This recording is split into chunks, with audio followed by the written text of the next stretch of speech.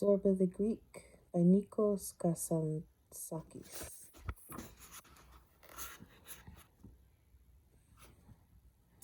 I first met him in Piraeus.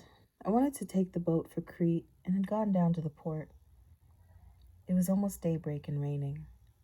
A strong sirocco was blowing the spray from the waves as far as the little cafe, whose glass doors were shut. The cafe reeked of brewing sage and human beings whose breath steamed the windows because of the cold outside. 5 or 6 seamen who had spent the night there, muffled in their brown goatskin reefer jackets, were drinking coffee or sage and gazing out of the misty windows at the sea. The fish, dazed by the blows of the raging waters, had taken refuge in the depths, where they were waiting till calm was restored above. The fishermen crowding in the cafes were also waiting for the end of the storm, when the fish, reassured, would rise to the surface after the bait. Soles, hogfish,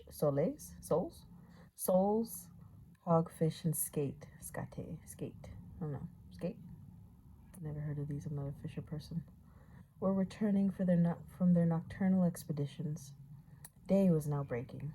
The glass door opened, and there entered a thick-set, mud-bespattered, weather-beaten dock laborer with bare head and bare feet. "Hi, Costandi," called out an old sailor in a sky-blue cloak. "How are things with you?" Costandi spat. "What do you think?" he replied testily. "Good morning, the bar. Good night, my lodgings. That's the sort of life I'm leading, no work at all." Some started laughing. Others shook their heads and swore.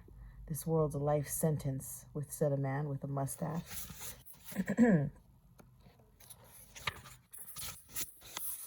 Who did something?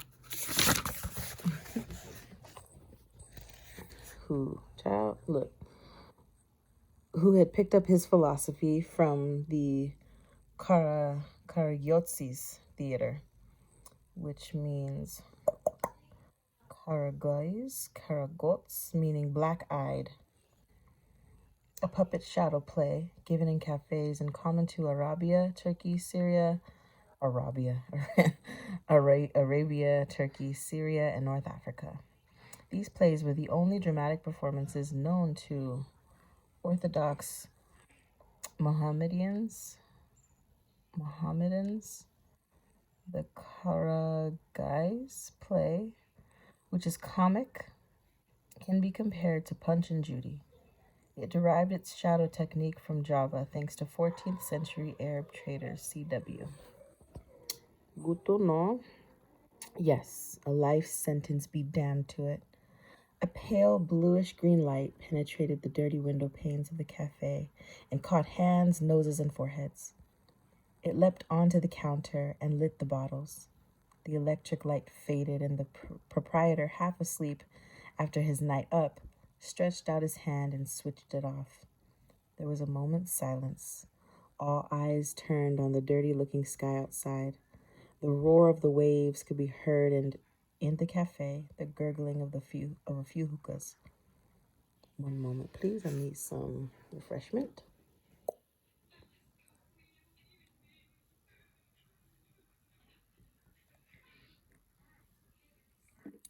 Can you turn that down, baby?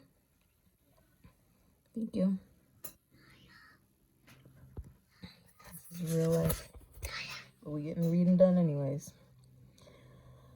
Where were we? Hookahs? The old sailor sighed. "I wonder what has happened to Captain Limoni. May God help him." He looked angrily at the sea and growled. "God damn you for a destroyer of homes." He bit his gray mustache. I was sitting in a corner. I was cold, and I ordered a second glass of sage. I wanted to go to sleep, but I struggled against the desire to sleep and against my fatigue and the desolation of the early hours of dawn. That was me last night. I looked through the steamy windows at the awakening port, resounding with the ship's sirens and the cries of carters and boatmen. And as I looked, an invisible net woven from the sea, air, and my departure wound its tight meshes around my heart. My eyes were glued to the back bows of a large vessel. The whole of the hull was still engulfed in darkness. It was raining, and I could see the shafts of rain link sky and mud. I looked at the black ship, the shadows and the rain, and my sadness took shape. Memories arose. Yes? No, it's too early for that. I'm gonna make breakfast in a minute. Love you. The rain in my spleen took on. In the humid atmosphere, the features of my great friend. Was it last year? In another life? Yesterday? Sound like me. When was it I came down to this same port to say goodbye to him? I remembered how it rained that morning too, and the cold and the early light. At that time also, my heart was heavy. How bitter it is to be slowly separated from great friends. I'll cry. Far better make a clean break and remain in solitude. The natural climate for man. And yet, in that rainy dawn, I could not leave my friend. I understood why later, but alas, too late. I had gone on board with him and was seated in his cabin, and amid scattered suitcases, I gazed at him intently for a long time. When his attention was fixed elsewhere, as if I wished to make mental note of his features one by one, his bluish-green luminous eyes, his rounded youthful face, his intelligent and disdainful expression, and above all, his aristocratic hands with their long, slender fingers. Once he caught me gazing lingeringly and eagerly at him. He turned round with that mocking air he assumed when he wanted to hide his feelings. What are they reading from my personal diary or what? He looked at me and he understood. And to avoid the sadness of separation, he asked with an ironical smile, "How long?" "What do you mean, how long?" "How long are you going on chewing paper and covering yourself with ink? Why don't you come with me? Away there in the Caucasus. There are thousands of our people in danger. Let's go and save them." He began to laugh as if in mockery of his noble plan. "Maybe we shan't save them. Don't you preach. The only way to save yourself is to endeavor to save others." "Well, forward, master. You're good at preaching. Why don't you come with me?" I did not answer. I thought of this sacred land of the East, the old mother of the gods, the loud clamoring of Prometheus nailed to the rock. Nailed to these same rocks, our own race was crying out. Again it was in peril. It was calling to its sons for help, and I was listening passively, as if pain was a dream and life was some absorbing tragedy in which nothing but a bore or simpleton would rush onto the stage and take part in the action. Without waiting for an answer, my friend rose. The boat sounded its siren for the third time. He gave me his hand and again hid his emotion in raillery. "Au revoir, bookworm." His voice trembled. He knew it was shameful not to be able to control one's feelings. Tears, tender words, unruly gestures, common familiarities, all seemed to him weaknesses unworthy of man. We who were so fond of each other never exchanged an affectionate word. We played and scratched at each other like wild beasts. He, the intelligent, ironical, civilized man, I, the barbarian.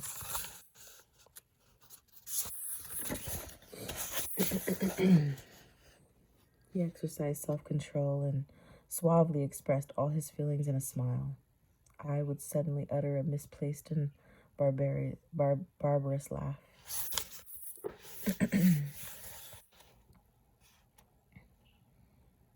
I also tried to camouflage my emotions with a hard word, but I felt ashamed. No, not exactly ashamed, but I didn't manage it. I grasped his hand. held it and wouldn't let it go. He looked at me astonished. "Are you so moved?" he said, trying to smile. "Yes," I replied with calm. "Why? Now what did we say? Hadn't we agreed on this point years ago? What do your beloved Japs say? Furoshin, ataraxia, Olympian calm, the face a smiling, unmoving mask. As for what happens behind the mask, that is our business. Ours." "Yes," I replied again, trying not to compromise myself by embarking on a long sentence. I was not sure of being able to control my voice. The ship's gong sounded, driving the visitors from the cabins. It was raining gently. The air was filled with pathetic words of farewell, promises, prolonged kisses, and hurried, breathless injunctions.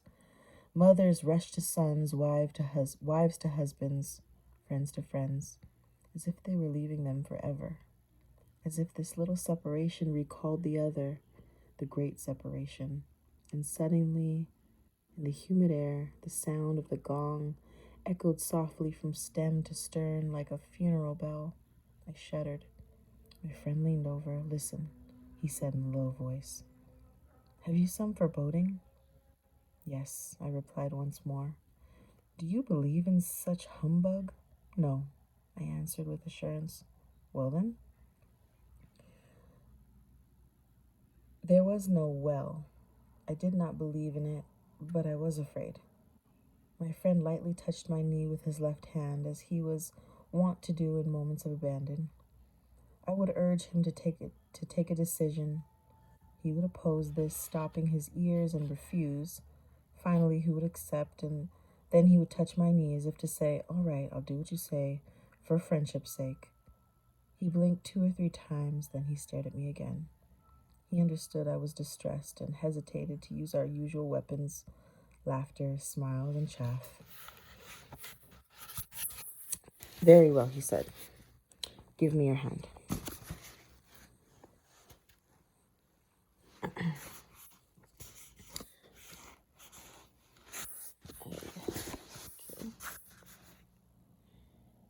"If ever one of us finds himself in danger of death." He stopped as if ashamed.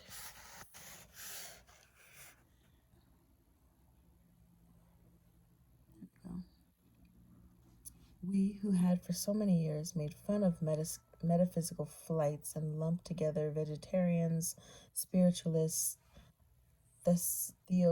theosophists, and ectoplasm. "Well," I asked, trying to guess. A little more. A little more. Lube up the vocal cords, y'all.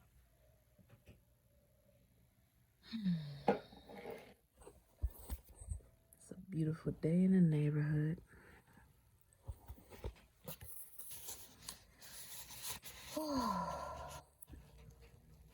Something about ectoplasm? Yes. "Let's think of it as a game," he said suddenly, to get out of the perilous sentence he had embarked upon. "If ever one of us finds himself in danger of death, let him think of the other so intensely that he warns him wherever he may be, right?" He tried to laugh, but his lips remained motionless, as if frozen. "Right," I said. Fearing that he had displayed his feelings too clearly, my friend hastened to add, "Mind you, I haven't the slightest belief in telepathy and all that." "Never mind," I murmured. "Let it be so." "Very well, then. Let's leave it at that. Agreed?" "Agreed," I answered. They were our last words. We clasped each other's hands in silence. Our fingers joined fervently and suddenly unclasped. I walked away rapidly without looking back, as if I were being followed. I felt a sudden impulse to give one last look at my friend, but I repressed it. "Don't look back," I bade myself. "Forward." The human soul is heavy, clumsy, held in the mud of the flesh. Its perceptions are still coarse and brutish. It can divine nothing clearly, nothing with certainty. If it could have guessed how different this separation would have been. It was growing lighter and lighter. The two mornings mingled. The loved countenance of my friend, which I could see more clearly now, remained immobile and desolate in the rain and the atmosphere of the port. The door of the cafe opened. The seer roared. A thick-set sailor entered with legs apart and drooping mustaches. Voices rang out in pleasure. "Welcome, Captain Limoni." I retreated into the corner, trying to concentrate my thoughts afresh, but my friend's face was already dissolving in the rain.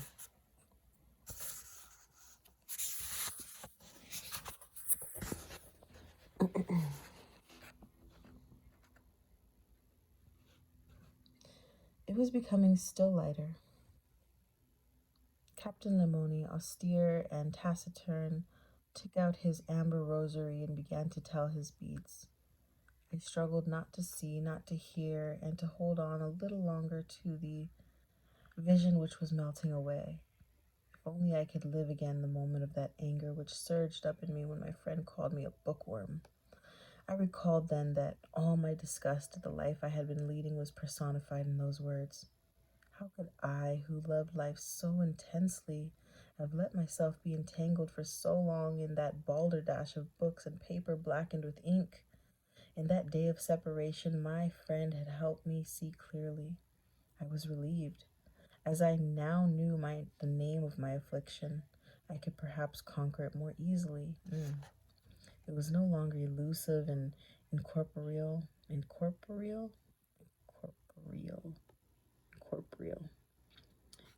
It had assumed a name and a shape, and it would be easier for me to combat it. His expression must have made silent progress in me. I sought a pretext for abandoning my papers and flinging myself into a life of action. I resented bearing this miserable creature upon my escutcheon. Escutcheon.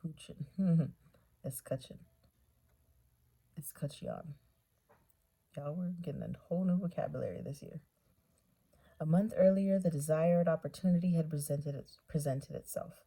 I had rented on the coast of Crete, facing Libya, a disused lignite mine, and I was going now to live with simple men, workmen and peasants, far from the race of bookworms. I prepared excitedly for my departure, as if this journey had a mysterious significance. I had decided to change my mode of life. Till now, I told myself, you have only seen the shadow and been well content with it. Now I'm going to lead you to the substance. At last I was ready. On the eve of departure, while rummaging in my papers, I came across an unfinished manuscript. I took it and looked at it, hesitating. For 2 years, in the innermost depths of my being, a great desire, a seed had been quickening. I could feel it all the time in my bowels, feeding on me and ripening. It was growing, moving, and beginning to kick against the wall of my body to come forth. I no longer had the courage to destroy it. I could not. It was too late to commit such spiritual abortion. Suddenly, as I hesitatingly held the manuscript, I became conscious of my friend's smile in the air, a smile composed of irony and tenderness. "I shall take it," I said, stung to the quick. "I shall take it. I needn't smile." I wrapped it up with care as if swaddling a baby and took it with me. Y'all, I did not even pay attention to what I was reading for the last half a page, so I'm going to go back and read it again.